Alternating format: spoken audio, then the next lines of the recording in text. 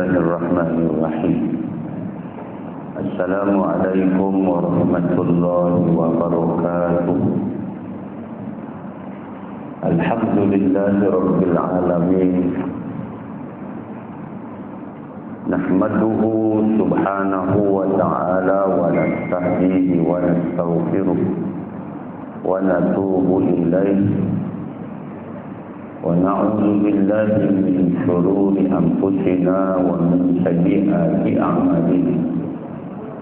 من يهده الله فلا مضل له ومن يضلل فلن تجد له وليا مرشدا. أشهد أن لا إله إلا الله وحده لا شريك له وأشهد أن محمدا عبده ورسوله. اللهم صل وسلم وبارك على سيدنا وحبيبنا وشفيعنا محمد إمام الأنبياء والمرسلين وعلى آله وأصحابه ومن سار على نهجه إلى يوم الدين. وما توفيقي إلا بالله عليه توكلت وهو رب العرش العظيم. اللهم اجعلنا من الذين يستمعون القول فيتبعون أحسنه. اللهم أجرنا من النار. اللهم آمين.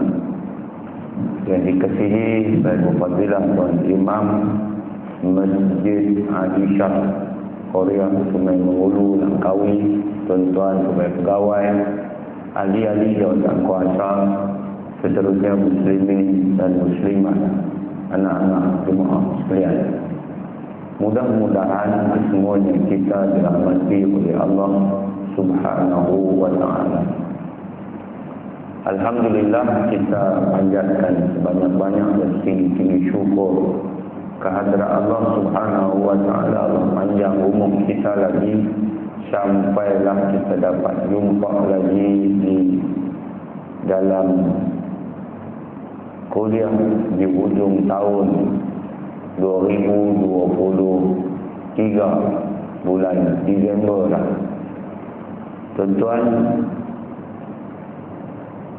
sudah lebih 80 hari saudara-saudara seagama kita yang sedang diuji dengan peperangan di Gaza, Palestin, masih lagi dalam zon peperangan yang dahsyat. Walaupun jangkaan pihak Israel mereka akan menang dengan mudah, tetapi sampailah ke saat ini mereka masih belum mencapai kemenangan. Padahal Gaza itu hanya satu kawasan yang kecil saja, tak sampai separuh negeri Palestin Gaza. Kalau ikut bom yang telah dilepaskan ke atas Gaza, maka boleh jadi hancur semua yang ada di sana. Tuan-tuan, hari ini kalau dicampur yang cedera, yang telah mati syahid, yang hilang di bawah runtuhan bangunan, mungkin pergi ke 70 ke 80 ribu nyawa. Lebih 20 ribu orang mati syahid, lebih 50 ribu orang cedera, dan beribu lagi duduk di bawah runtuhan bangunan. Bangunan kediaman saja yang runtuh lebih 300 ribu. Lebih daripada 1,9 juta penduduk-penduduk Palestin yang telah menjadi pelarian dalam negeri mereka sendiri. Dunia menyaksikan di dalam zaman yang moden ini bagaimana genosid, pembunuhan beramai-ramai sedang dilakukan dengan sewenang-wenangnya oleh Israel Zionis, sambil diberikan kebenaran oleh Barat, khususnya Amerika, yang telah menggunakan vetonya daripada dikuatkuasakan gencatan senjata daripada keputusan Majlis Keselamatan Bangsa-Bangsa Bersatu. Retoriknya mereka double standardnya mereka, yang kononnya adalah negara yang menegakkan hak asasi manusia, polis antara bangsa, tetapi jelas mereka sebenarnya sangat benci kepada Islam dan umatnya. Muslimin dan muslimat sekalian, Allah Subhanahu wa ta'ala telah pun memerintahkan kepada kita untuk mempertahankan akan agamanya saat agamanya dipijak, mempertahankan hak kita sebagai seorang Islam,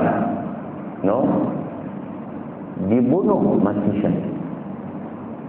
Sebab itu walaupun kita jauh daripada Palestin, tapi jiwa kita, roh sanubari kita hendaklah dipastikan sentiasa bersama dengan mereka di sana. Tuan-tuan, kita dah pun buat kutipan derma, kita dah hantar. Kita bantu sedaya upaya. Hari ini jangan tinggal doa. Doalah qunut nazilah. Baru ni saya tutup, imam tanya, nak baca lagi kah qunut nazilah? Baca banyak, baca. Sebab apa? Kita tak pernah keluar pun arahan peringkat negeri kita bahawa qunut nazilah diberhentikan. Walaupun Nabi ada negeri yang kata kita berhenti sementara kerana Nabi buat sebulan saja. Tuan-tuan, perang zaman kita hari ini yang berlaku di Palestin bukan sebulan, sudah lebih 80 hari dan keadaan bukan semakin baik, bahkan dahsyat, mati hari-hari. Tuan-tuan, muslimin muslimat sekalian, Allah kata dalam Quran, saya nak baca satu ayat daripada Al-Ahzab 23. Tuan-tuan balik-balik semak.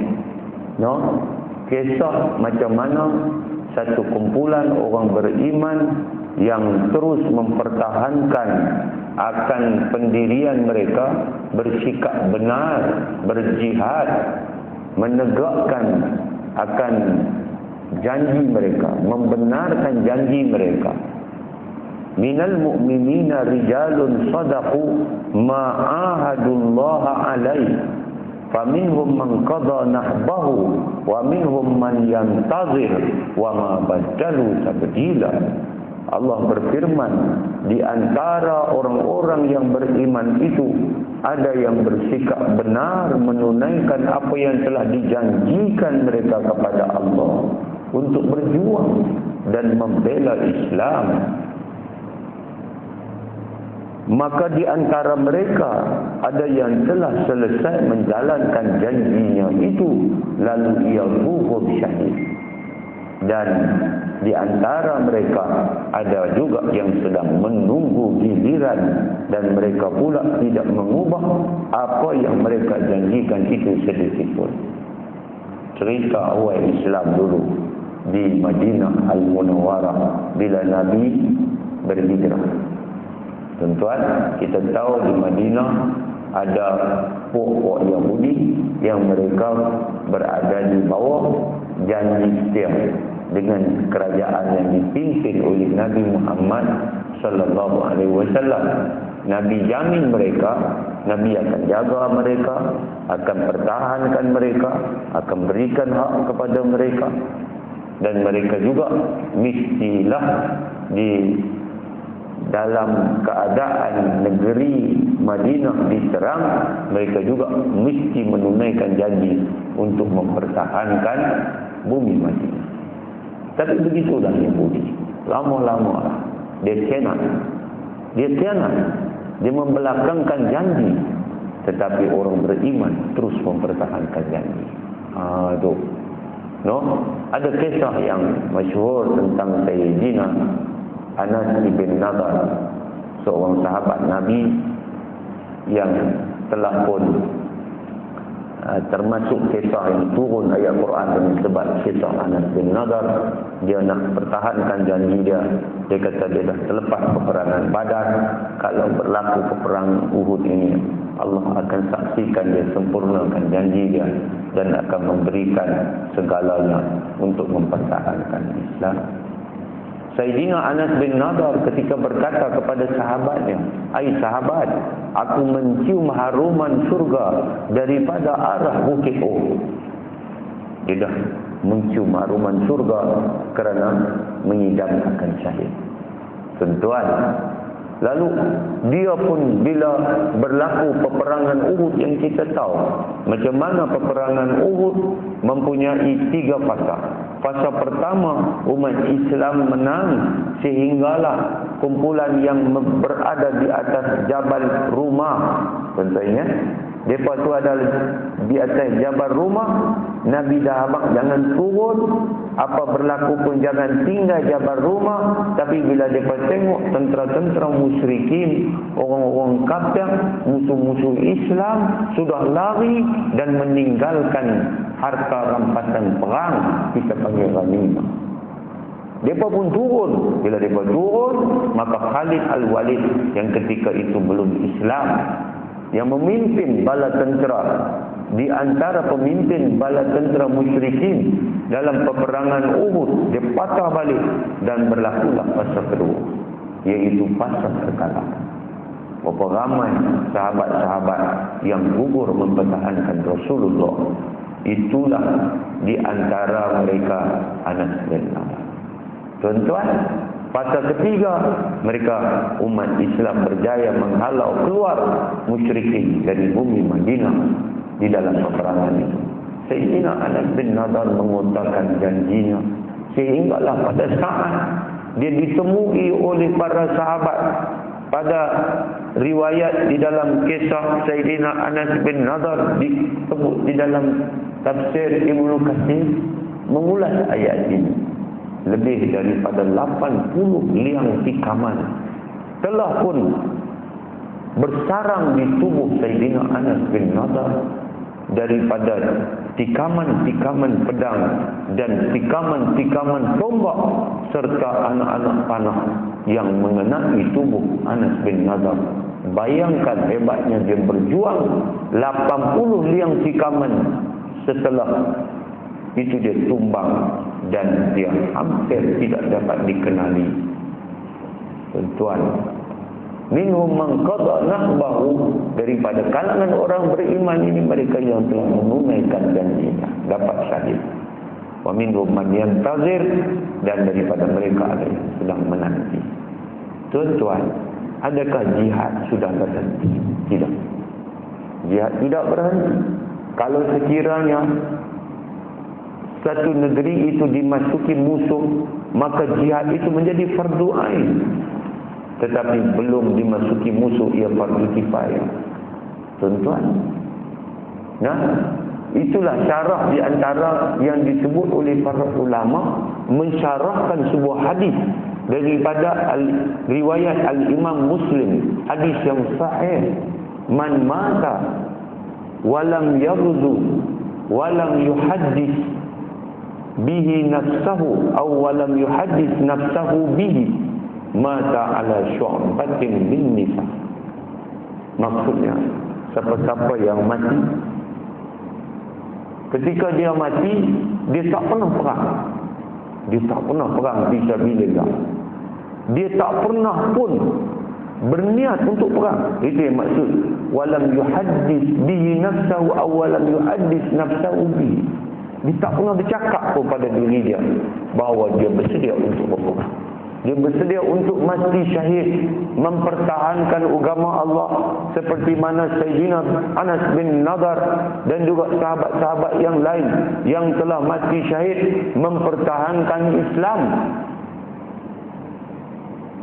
Siapa yang mati tak pernah perang, tak pernah pun bercakap pada diri sendiri, tak pernah berniat untuk berperang pada jalan Allah, Nabi kata mata ala syu'batin min nifaq, matilah dia di atas satu cabang daripada cabang nifaq.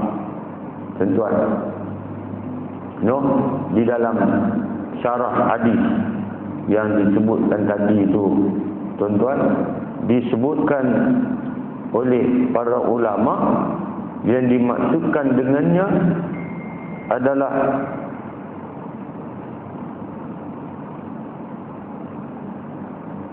Hadzal khabar yani hadzal hadis yadullu ala wujubil jihad, atas wajibnya jihad. No? Kewajipan kita berjihad pada jalan Allah Subhanahu wa taala.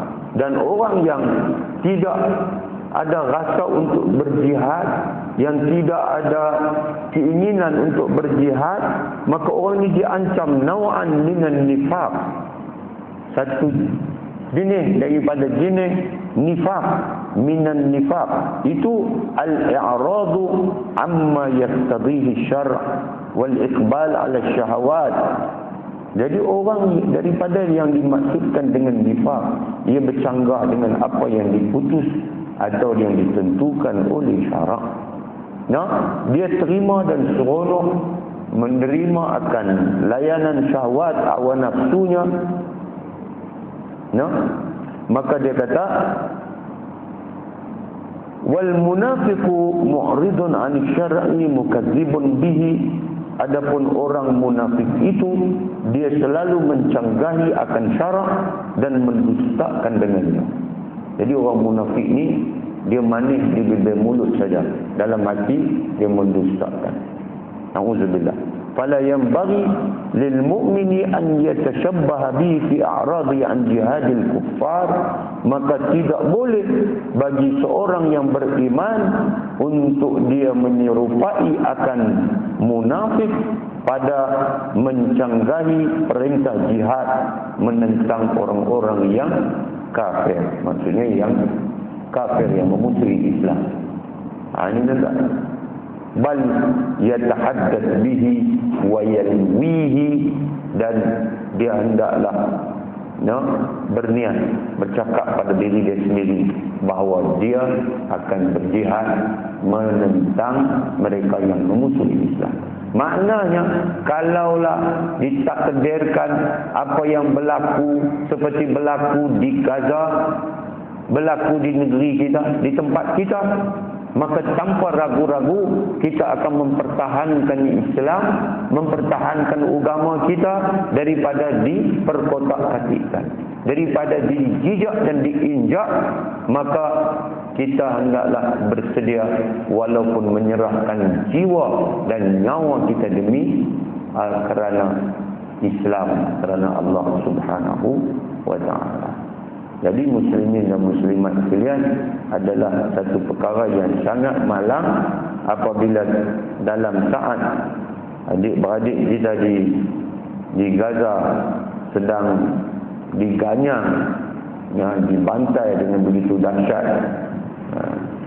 Ada orang Islam yang meragui akan perjuangan umat Islam di Palestin, menyalahkan Hamas sebagai contoh. Itu adalah sikap yang sebenarnya bercanggah dengan agama. Mana mungkin kita dengan mudah menghukum, padahal kita tak tahu pun apa yang berlaku di sana sebenar-benarnya.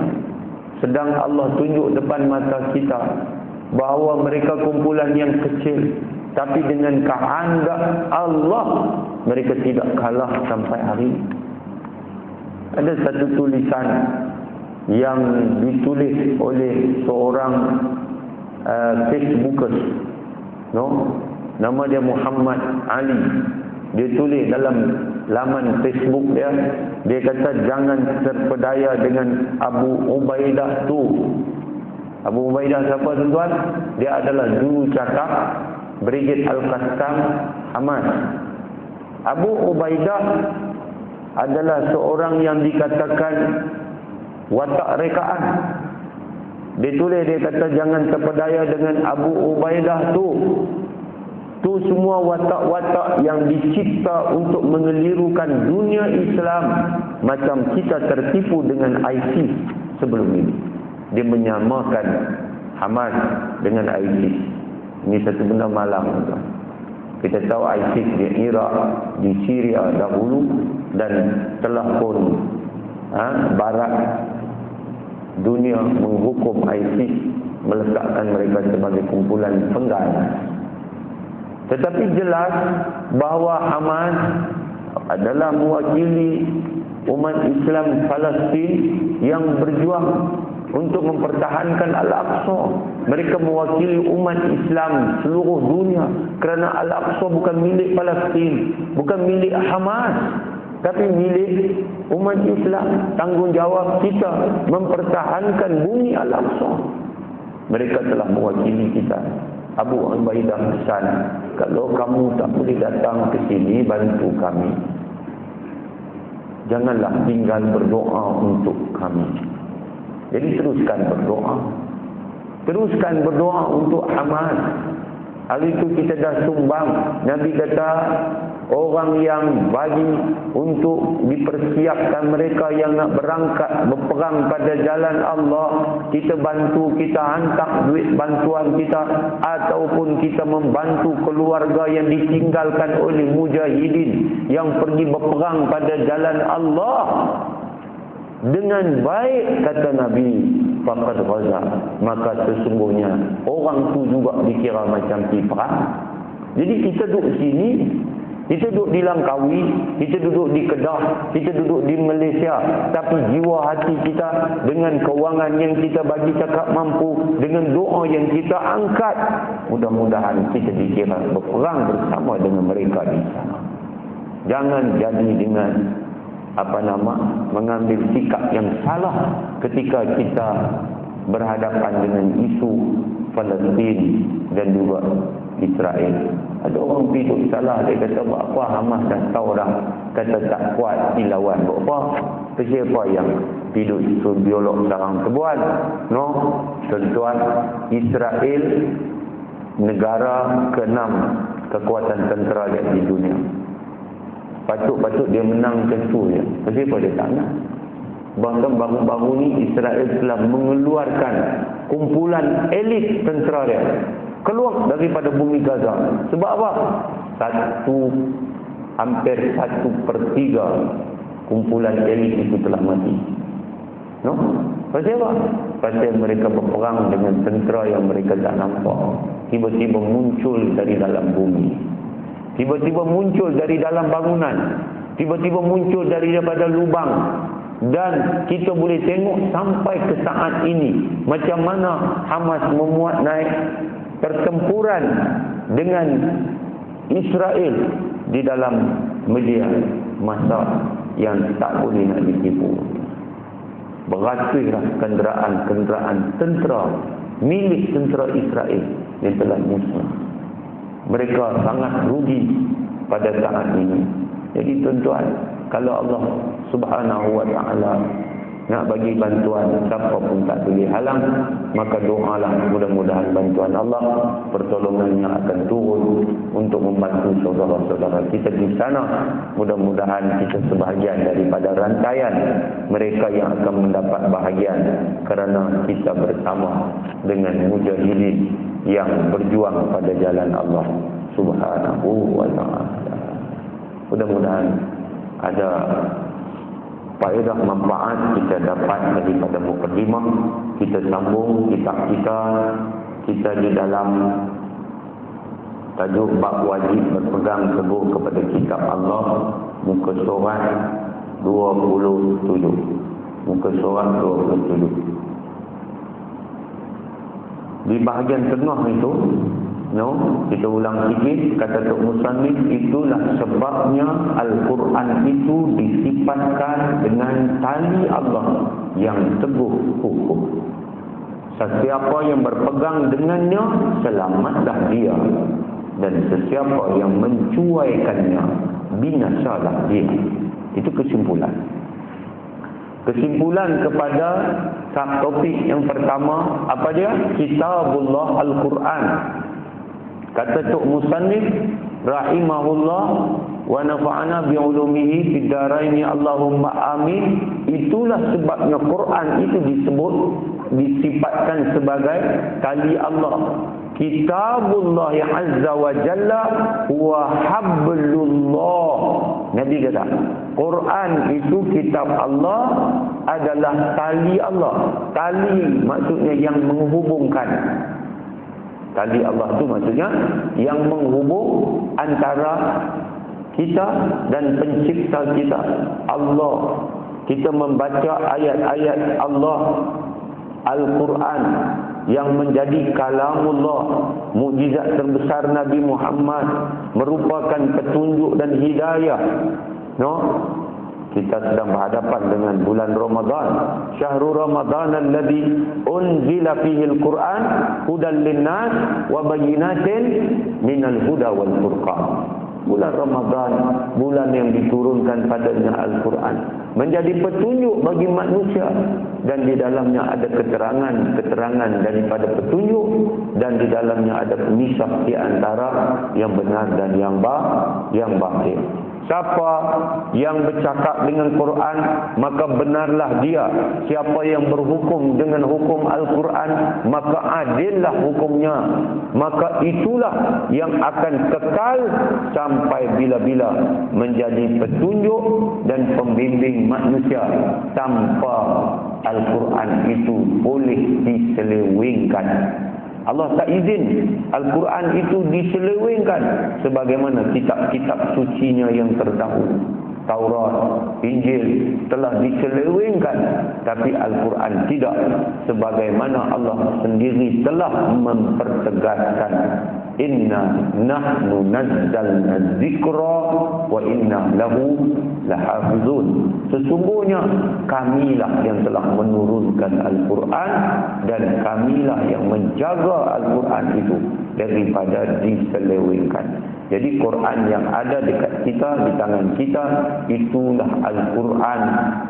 Itulah ayat-ayatnya yang telah diterima oleh Nabi Muhammad sallallahu alaihi wasallam, yang telah disampaikan kepada para sahabat, yang telah diterima dan disampaikan oleh sahabat kepada tabi'in, yang telah pun disampaikan oleh tabi'in kepada tabi'in, dan tabi'in terima daripada tabi'in. Begitulah dari satu lapisan generasi kepada generasi sampai dunia akhir zaman. Tuan-tuan, jadi apabila kita ambil Quran itu sebagai hudan, sebagai petunjuk, di dalamnya ada suruhan, kita patuh, kita ikut. Di dalamnya ada larangan, kita tinggal, kita jauhi larangan. Di dalamnya ada bahagian ibadat, di dalamnya ada bahagian-bahagian kehidupan yang lain, muamalatnya, munakahatnya, jinayatnya. Semua itu kita ambil dan kita jadikan sebagai pedoman, panduan, pegangan hidup kita. Maka itulah tali Allah yang menghubungkan kita dengannya. Siapa yang pegang, selamatlah dia, dan siapa yang mencuaikannya, binasalah dia.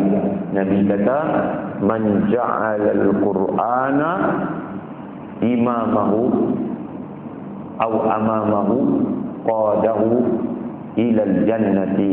Siapa-siapa yang jadikan Quran itu imamnya, yakni pemimpin yang diikutinya, atau yang duduk di depan. Maksud duduk di depan apa? Itu imam lah. Kita ikut Quran. Quran kata buat, Quran larang tinggal. Qadahu ilal jannah. Quran akan pimpin dia, macam kita pimpin tangan. Quran akan pimpin dia, pimpin orang tu masuk surga. Nabi kata, wa man ja'alahu khalfahu. Siapa-siapa yang jadikan Quran duduk belakang dia. Dia tak mau ikut Quran, dia tak mau patuh pada Quran. Saqahu ilan nar. Maka orang yang pulau Quran, tak mau ikut Quran, tak mau patuh hukum hakamnya, maka Quran akan halau dia masuk dalam neraka. Tuan-tuan, kita ni suka tak suka, tetap kita kena tinggal apa yang kita ada. Hidup kita tidak lama. Dalam tempoh inilah kita menemui siang dan meninggalkan siang, berjumpa dengan malam. Bila berlalu malam, datanglah siang. maka bersilih-silih ganti siang dan malam seperti bersilih ganti pagi dan petang. Akhirnya sedang tak sedang maka minggu pun berganti bulan, bulan berganti tahun. Kita menjadi semakin tua. Mungkin ada orang yang dia mendapat harta dan menimbun hartanya. Mungkin ada orang yang seronok dengan keseronokannya. Ya, tetapi berapa ramai yang kemudian pada saat dia di puncak keseronokan, dia di puncak kekayaan, tiba-tiba dia terpaksa meninggalkan kesemuanya sekelip mata. Sedang dia belum pun bersedia untuk balik berjumpa dengan Allah. Tuan-tuan, kalau kita hidup dalam dunia, kita tak ikut manual book kita ini. Apa dia? Manual kehidupan kita.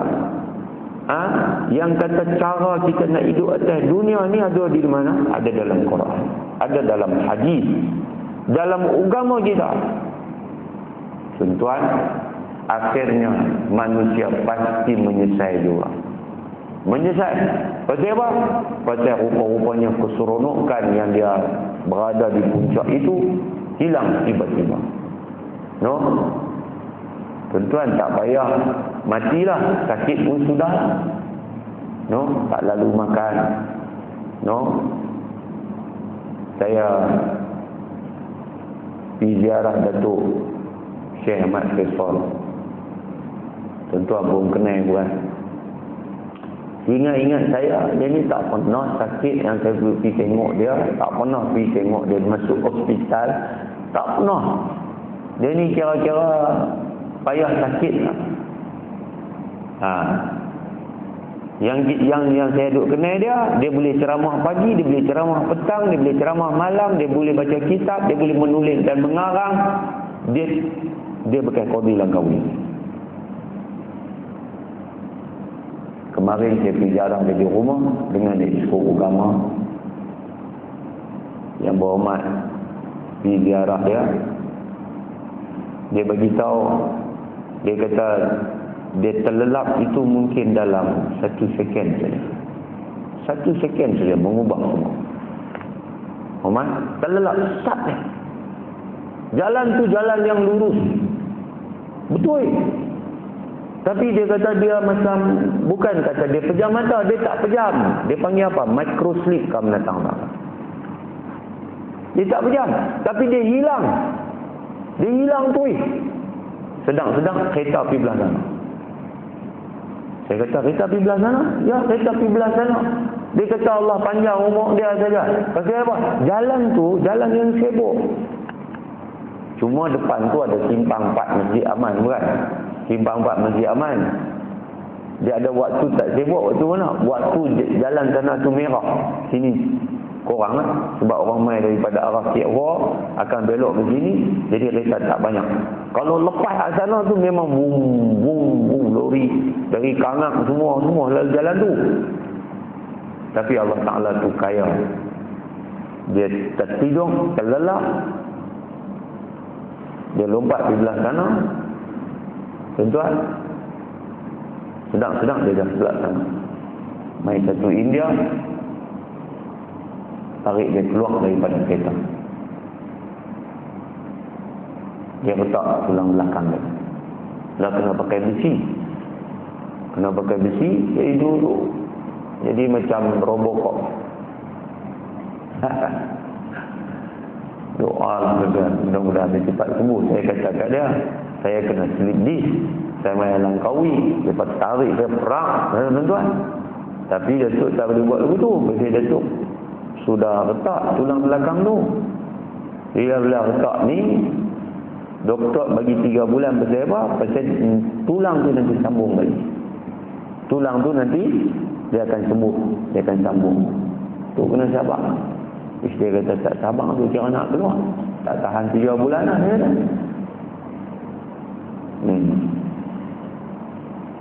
Nah, abang kata bukan kata nanti mati, sakit pun duduk dalam rumah lagu tu pun habis lah.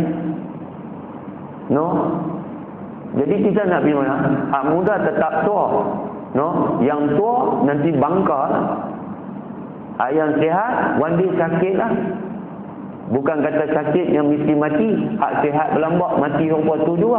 Maknanya, kalau kita balik jumpa Tuhan, kita belum bersedia dengan bekalan-bekalan kita, bersedia dengan amalan-amalan takwa kita, maka malanglah. Jadi bakat-bakat cek. Cukup tak lagi tau. Bakat-bakat periksa lah. Quran ni, Tuhan turun mai kat kita. Ada orang baca pun tak. Ada orang reti baca pun tak. Kalau dah reti baca pun tak, baca pun tak, faham pun tak, amal pun tak, Islam apa ini? Islam apa ni? Jadi bakat-bakat baca. Pasal apa? Pasal Quran ini adalah kitabullah yang disebut sebagai hablullahil matin. Inilah tali Allah yang sangat kukuh. Kita jangan tinggal Quran. Kita kena cinta Quran. Kita kena baca Quran. Kita kena mengaji Quran. Bahkan Nabi kata, khairukum man ta'allamal Qur'ana wa 'allamahu. Sebaik-baik kamu adalah orang yang mengaji Quran, orang yang belajar Quran, dan orang yang mengajak akan Al-Quran. Di antara kuliah yang tak ramai, kuliah Quran. Saya pun tak nak kena baca. Sedangkan yang tu yang mesti kita kena kuasai, iaitu membaca Al-Quran dengan betul. Habis. Yang kedua, nasib seseorang dalam alam kehidupan. Kata Tok Musannif, perkara nasib sentiasa dipersoalkan oleh setiap orang dalam setiap masa. Ada orang duduk meratapi nasibnya. Ada orang duduk fikir akan nasibnya, merenung masa depannya yang belum pasti. Itu biasa. Tuan-tuan, kalau dia fikir sampai tembus di akhirat, bahagia dia. Kita kena renung sampai tembus dunia ni, nampak akhirat. Jangan hanya tengok macam mana lah aku 3-4 tahun lagi. Peta aku ada banyak mana 3-4 tahun lagi. Kerja aku lagu mana 3-4 tahun lagi. Jangan tak tengok 3-4 tahun. Kita kena tengok sampai kita di batu dua, jalan bawah sana, sampai ke alam barzakh, kubur kita. Itulah rumah kita, istana kita. Itulah rumah kita. Bukan rumah besar kita hari ini yang kekal, tapi rumah kecil itulah yang sangat lama kita akan huni. Kita akan duduk sebelum kita keluar pergi ke alam akhirat, pergi ke alam mahsyar. Tuan-tuan, jadi nasib ini selalu dipersoalkan. Makna dia jadi tanda tanya.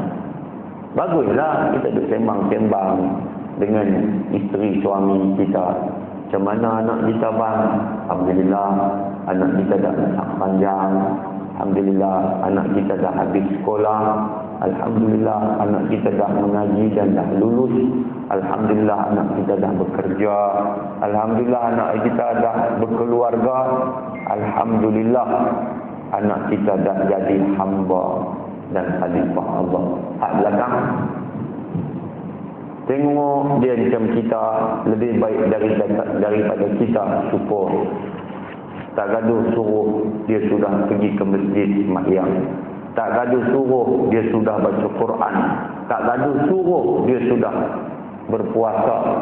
Tak gaduh suruh dia tunai perintah agama. Setelah kita bagi pendidikan, kita tarbiyah dia, kita suruh dia pada waktu kecil, tiba-tiba Allah bagi taufik kepada dia. Waktu dia dewasa, dia menjadi seorang hamba Allah dan khalifah yang baik. Alangkah bertuahnya ibu bapa gitu. Maka sembang-sembang kita itu jangan tengok takat dunia. Sebaliknya tengok jauh sampailah ke negeri abadi sana. Tengok mereka macam nak tergelincah, kita tarik mereka. Tengok mereka macam terlupa, ingatkan mereka. Tengok mereka macam lemah, bagi pelampung dekat mereka. Jangan biar mereka hanyut dalam arus dunia yang semakin menggila. Tuan-tuan muslimin muslimat dirahmati Allah Subhanahu wa taala sekalian. Di pulau tuan-tuan ni pulau menega, orang menega tu orang menega ni. Kadang-kadang menega ni tuan-tuan memerangkap seseorang. No, dia ada jenis orang menega menipu orang. No, dia menega, dia tipu orang. Jangan. Abang ke anak sekali-kali jangan tipu orang. Kerana harta itu tidak akan ada lagi berkatnya. Perniagaan itu akan jadi haram yang baru datang. Nega ni halal, tapi jadi haram. Kamu menipu, kamu makan riba, semua itu akan menyebabkan dicabutlah berkat daripada harta kamu. Abang setiap ada. Kadang-kadang dalam nega ini sakit hati orang tu dan orang ni, cemburu dan hasad dengki. Pesan dekat anak kita, jangan hasad dengan orang, jangan dengki dengan orang, jangan khianat pada orang, jangan sekali-kali jangan. Kata ada dia, sabar dalam hidup. Rezeki kita, rezeki orang jangan kita hasad pada dia. Itu rezeki dia. Kan saya orang rumah saya tadi, dia abang nak beli barang, selalu duduk main seorang hujung tahun ni, bawa lah mereka bukan lah. Jadi nak beli barang tang tu, peluang daripada KB tu, dia tang tu ada banyak kedai runcit mana dekat-dekat. Jadi kita turun pergi tang tu ada, tang ni ada, tang. Cuba tengok. Kalaulah mereka itu hasad dengki, sama-sama dendam kianat, pakat jahanam habislah. Ada orang buat macam tu. Kau ni buat kat kau ni, kau ni buat kat kau ni, kau ni buat kat kau tu. Satu masa dulu ada. Penyakit itu banyak juga berlaku satu ketika dulu. Sehingga orang tak berdosa pun kena. Kawan tu bukan ada apa, pergi makan kedai dia. Dia nak buat bagi jahanam kedai kawan tu, nak buat lagu mana? Maka dia buat bagi orang yang menjadi pelanggan lari meninggalkan kedai itu. Maka diantau oleh pelanggan itu. Kadang-kadang dia buat sihir yang menyebabkan pelanggan tak boleh pergi tu. Dia jadi busuk, dia jadi tak seronok, dia jadi tak karan, dia jadi tak nampak. Ada. Ini hasad dengki. Tak ada guna. Nabi kata al-hasadu ya'kulul hasanat kama ta'kulun narul hatab. Orang yang hasad ni, hasad dengki, dia akan makan kebaikan pahala yang dia buat macam api yang makan kayu. Api makan kayu, kayu jadi arang, arang jadi debu. Habis angin pukul terbang apa pun tak ada. Kita balik ke sana, habis apa yang kita nak bawa jumpa dengan Allah. Dulu Bang Man ingat dulu kadang duk main ngaji kat kita kan. Lalu dia ingat balik sini. Tuba. Saya lama tak jumpa, begitu jumpa dia. Bang Dono, dia punya balik Tuba. Jumpa, dia pula cerita, dia tanya buat apa lah ni? Dia kata buka kedai runcit. Oh, bagus.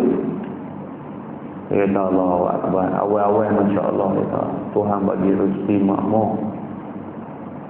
Dulu masa di sini saya buka tadika, perempuan yang buka taska. Tak upaya mula-mula ramai. Lepas itu budak main kayau, budak main kayau, budak main kayau. Siapa pun tak biasa. Pasal apa tuan-tuan? Hasad dengki kenat manusia. Allah. Sabar amun. Dia kata saya pun lemah, tak tahu nak buat macam mana. Dia ada satu orang. Lepas kedai runcit saya tak laku, tinggal berapa ditnya sehari. Dia kata jom kita pergi mana Abang Man? Satun lah Abang. Satun. Bukan katun, satun. Pergilah nak berubat. Pergi dia kata, apa nama kawan hak berubat tu kata, hak buat pun main sekali ke? Main dah main sekali. La ilaha illallah. Tak takut Tuhan tak, tuan-tuan ni. Kita nak mati, no? Makna pergi kat tok bomoh yang sama. La haula wala quwwata illa billah. Okey. Tobatlah. Lebih-lebih lagi dalam zaman sains dan teknologi ini. Mereka berusaha, mereka bertindak dengan tujuan membaiki dan membela nasibnya. Macam-macam lah. Kalau Kuala Lumpur lah duk pening tuan-tuan sebab pasal pendatang asing ni ramai sangatlah di Kuala Lumpur. Nah, apa berlaku di sana? Yang berlaku adalah perniagaan Alibaba yang sudah tidak dapat dikawal seolah-olah. No? Orang-orang kita yang telah pun mendapat apa yang mereka dapat sebagai warga negara, menyewa premis-premis perniagaan, telah menyewa kepada orang yang bukan warga negara. Mereka buat kedai runcit, mereka buat kedai makan, mereka buat kedai macam-macam. Akhirnya orang mereka tu lagi ramai dan duduk jadi di sana. Jadi ada orang dia fikir mudah. Maka orang yang fikir mudah ini akhirnya akan kehilangan apa yang jadi lebih malang, menyebabkan keadaan menjadi sukar kepada anak cucu sendiri. Anak cucu sendiri jadi susah. Inilah tu jadi lah. Dia pun ni baru ni dia buat serbuan bawa 10 berupa trak ni angkut, no, orang-orang luar yang tidak ada permit dan sebagainya, yang mereka itu sudah pun menguasai beberapa tempat di Kuala Lumpur. Jadi nasib mereka itu juga berjuang untuk nasib. Mereka itu mai daripada negeri mereka, lambung ombak setinggi gunung, kadang-kadang menyabung nyawa nak sampai di sini untuk mereka mencari rezeki di sini. Tak ada mereka pun pening juga. Tak ada mereka pun pening juga. Tapi ikut aturan lah. Sepatutnya ikut aturan. Ini tak. Tetapi walau bagaimanapun nasib yang mereka maksudkan itu tidak lebih daripada nasib dalam kehidupan dunia sahaja. Jadi puluhlah lagu manapun yang jadi ramai orang dia pulun tekak kehidupan di dunia. Katalah tentang senang atau susah atau lain-lain lagi, semuanya setakat dalam dunia, tidak memandang kepada akhirat. Jadi ramai orang duk fikir dunia, tak tengok akhirat. Tuan-tuan, jom kita buat amal, bekerja, ujungnya akhirat. Jadilah apa pun. Tuan-tuan jadi peniaga ke, tuan-tuan jadi kontraktor ke, tuan-tuan jadi peguam ke, tuan-tuan jadi arkitek ke, tuan-tuan jadi doktor ke, tuan-tuan jadi guru ke, tuan-tuan bekerja, ujung dia mesti akhirat. Kesilapan besar kita adalah tidak melakukan amal kerana Allah. Tidak melakukan amal itu mana kerja? Kerana Allah. Jadi buat kerja kerana Allah. Ya Allah, aku keluar cari rezeki kerana-Mu, ya Allah. Bila kerana Allah, kita tak akan buat yang haram, kita akan cari yang halal, kita akan tunai perintah, kita akan tinggal larangan. Pasal apa? Kerana Allah. Jadi mudah-mudahan jadi ibadah dan kita akan mendapat laba pahala, dan pahala itulah yang kita nak pakai di sana nanti. Cukup dengan itu, insyaAllah kita akan sambung di paragraf yang kedua pada siri kuliah kita yang lagi akan datang. Hadza wa billahi at-taufiq. A'udzu billahi minasyaitonir rajim. Bismillahirrahmanirrahim. Alhamdulillahi rabbil alamin. Allahumma shalli ala sayyidina Muhammad wa ala alihi washabbihi ajmain. Allahumma ihdi qaumana fa innahum la ya'lamun. Allahumma 'allimna ma yanfa'una wanfa'na bima 'allamtana. Allahumma zidna ilma. Allahumma arina al-haqqa haqqan warzuqna ittiba'ah wa arina al-batila batilan warzuqna ijtinabah. اللهم اجعل جمعنا هذا جمعا مرحوما وتفرقنا من بعده تفرقا معصوما ولا تجعل اللهم فينا ولا معنا ولا من يتبعنا شقيا ولا مطرودا ولا محروما ربنا آتنا في الدنيا حسنة وفي الآخرة حسنة وقنا عذاب النار صلى الله على سيدنا محمد وعلى آله وصحبه وسلم والحمد لله رب العالمين سبحانك اللهم وبحمدك أشهد أن لا إله إلا أنت أستغفرك وأتوب إليك بسم الله الرحمن الرحيم والعصر إن الإنسان لفي خسر إلا الذين آمنوا وعملوا الصالحات وتواصوا بالحق وتواصوا بالصبر السلام عليكم ورحمة الله وبركاته وقبل الله